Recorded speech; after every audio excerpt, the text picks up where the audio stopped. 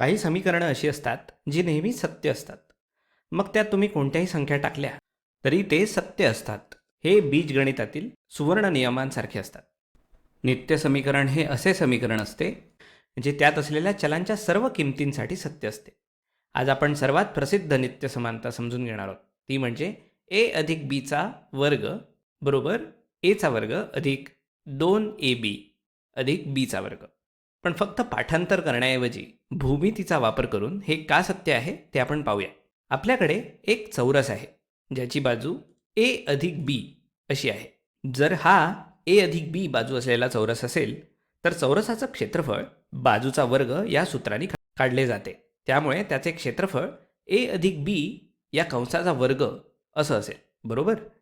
आता आपण या चौरसाच्या आत ए बाजू असलेला एक चौरस अधोरेखित केला तर तो असा काहीसा दिसेल. आता ही जी दिलेली बाजू आहे ही ए आहे, ही देखील ए आहे आणि त्यामुळे आपल्याला ए बाजू असलेला हा चौरस मिळालेला आहे. आता जर एवढा भाग ए असेल आणि संपूर्ण बाजू ए अधिक बी असेल तर उरलेली बाजू ही बी असेल. बरोबर. त्याचप्रमाणे इथली लांबीसुद्धा बी असेल. आता जर तुम्ही याच्याकडे नीट पाहिलं तर आपण या मोठ्या चौरसाला अशा प्रकारे 4 भागांमध्ये विभागू शकतो. चला आपण त्यांना नावे देऊया. हा भाग 1, हा भाग 2, हा भाग 3 आणि हा भाग 4. आता जर मला भाग 1चं क्षेत्रफळ काढायचं असेल तर तो ए बाजू असलेला चौरस आहे. त्यामुळे पहिल्या चौरसाचं क्षेत्रफळ बाजू गुणिले बाजू असं असेल, म्हणजेच ए गुणिले ए. आयत 2चं क्षेत्रफळ जो दुसरा भाग आहे त्याची लांबी ए आणि रुंदी बी आहे. त्यामुळे आयत 2चं क्षेत्रफळ लांबी गुणिले रुंदी असेल जे ए गुणिले बी आहे, म्हणजेच ए बी. त्यानंतर या तिसऱ्या भागाचं क्षेत्रफळ पाहूया. हा तिसरा भाग बी बाजू असलेला चौरस आहे. त्यामुळे चौरस 3चं क्षेत्रफळ बी गुणिले बी म्हणजे बीचा वर्ग असं असेल.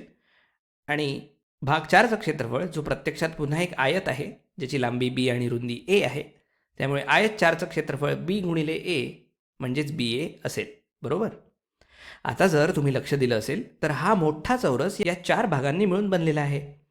त्यामुळे मोठ्या चौरसाचे क्षेत्रफळ हे भाग 1चे क्षेत्रफळ अधिक भाग 2चे क्षेत्रफळ अधिक भाग 3चं क्षेत्रफळ अधिक भाग 4चे क्षेत्रफळ याच्याबरोबर असेल. बरोबर. चला आपण यात किमती टाकूया.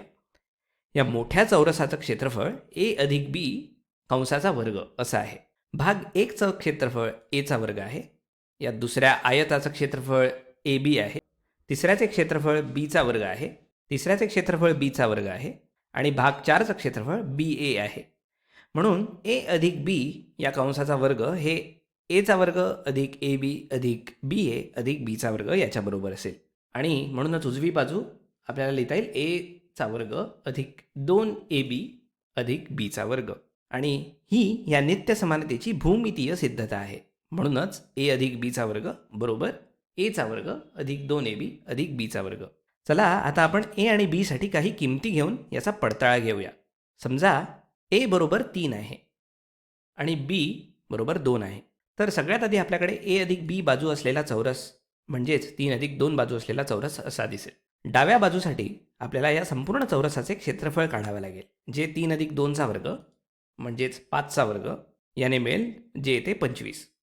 आता जर आपण ए जो 3 आहे आणि बी जो 2 आहे त्यांना चिन्हांकित केले त्याप्रमाणे आपण इथेही 3 आणि 2ला चिन्हांकित करूया. त्यामुळे आपण या संपूर्ण चौरसाला अशा प्रकारे 4 भागांमध्ये विभागू शकतो. जिथे हा 3 बाजू असलेला चौरस आहे आपण याला भाग 1 म्हणूया. हा 3 लांबी आणि 2 रुंदी असलेला आयत आहे. हा 2 बाजू असलेला आणखी एक चौरस आहे आणि हा 2 लांबी आणि 3 रुंदी असलेला आयत आहे. आता उजवी बाजू या सर्व भागांच्या क्षेत्रफळांच्या बेरजेने मिळते. बरोबर. तर चला हे शोधूया. भाग 1चं क्षेत्रफळ काढूया. तो एक चौरस आहे त्यामुळे ते बाजूचा वर्ग असेल. 3चा वर्ग जो 9 असेल. भाग 2चं क्षेत्रफळ जो एक आयत आहे लांबी गुणिले रुंदीने मिळेल म्हणजेच 3 गुणिले 2 म्हणजेच 6.